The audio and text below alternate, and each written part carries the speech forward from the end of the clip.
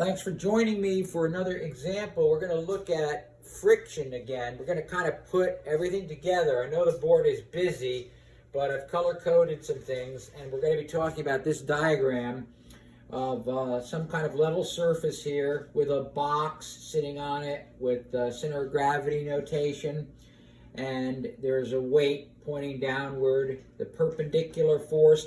The direction of motion is along the level. The box moves left and right, but it's pressed into the floor. The box and the level surface are pressed together by the weight, which is mg, which is the normal force.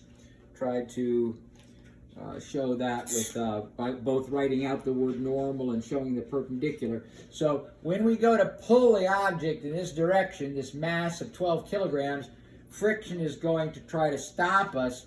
We're going to assume that we can overcome the static friction because I've said that the kinetic friction coefficient is 0.5, and the question is, what F pull, with what force do you have to pull in newtons? What force will move the block from rest to 20 meters per second in 10 seconds? So we're going to use Newton's law and friction together. Now, just because you know two things doesn't mean you can put them together. Take me out to the ball game, take me out with the crowd and buy me peanuts and cracker jacks. I don't care if I never come back for it's root for the home team if they don't win. It's a shame for it's 1, 2, 3 strikes. You're out at the ball game. Take me out to the ball game, take me out with the crowd and buy me peanuts and cracker jacks. I don't care if I never come back for it's root for the home team if they don't win. It's a shame for it's 1, 2, 3 strikes. You're out at the ball game. Bum, bum, bum, bum, bum. So I had the words right, I had the music right, but they didn't go together right.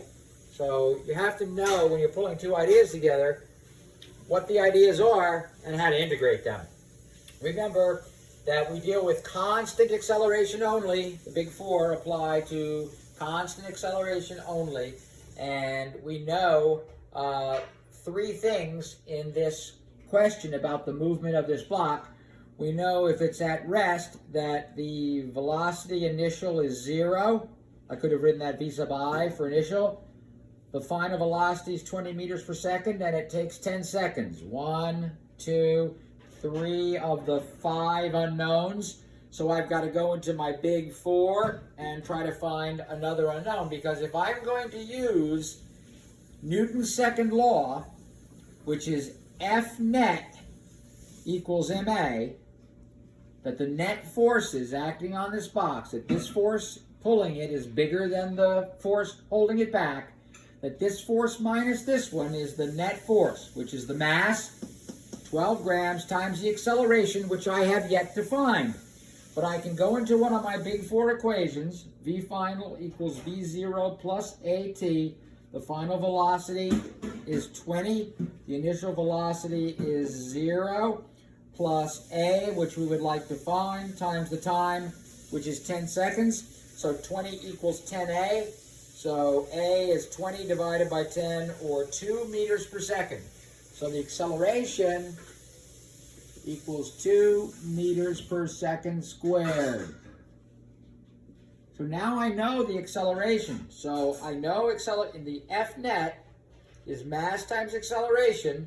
Mass is 12. Time of acceleration is 2, so 24 is going to equal the net force, the pull force, which is F pull. We don't know it because we were asked what F pull is needed, minus the force of friction. And remember, the force of friction is proportional to how much these are pressed together with a coefficient of 0.5. So the force of friction is mu 0.5 times the normal force. So 0.5 times mg. The normal force is the weight of the box caused by gravity. The pull of the earth is mg. M we're going to use as 10, and we know, M is 12, which we were given, and g is 10.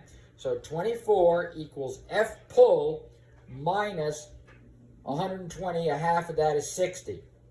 So 24 equals F pull minus 60, add 60 to both sides, and we must pull with 84 newtons to get an acceleration of 2 meters per second, which is what causes the box to move from rest to 20 meters per second in 10 seconds. We found from the big four that that acceleration will make something go from rest to 20 in 10 seconds. And that sort of, this equation kind of tells us that every second we increase the speed by 2 meters per second.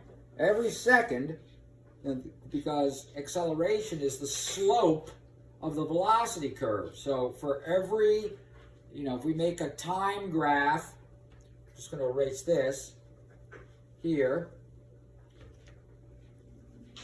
If we make a graph that has time on the x-axis and velocity, that there's a slope of the velocity curve, which is the acceleration. So for every time unit we move over, we go up 2 in meters per second. So to get to 20 meters per second, if every second provides, if 10 seconds provides 20 meters per second, every second it went up 2. That was the acceleration. That's why it comes out to be 2 meters per second squared. Getting sloppy with my units. So now maybe we put the two things together so that it made sense. Take me out to the ball game, out with the crowd and buy me peanuts and cracker jacks. I don't care if I never come back for it's root for the home team if they don't win. It's a shame, for it's 1, 2, 3 strikes you're out at the old ball game. Yeah, I still screwed it up somehow. But that's okay, I can do the physics. And that's really all that matters. You didn't tune into my channel to hear me sing. You came to learn physics. Thank goodness.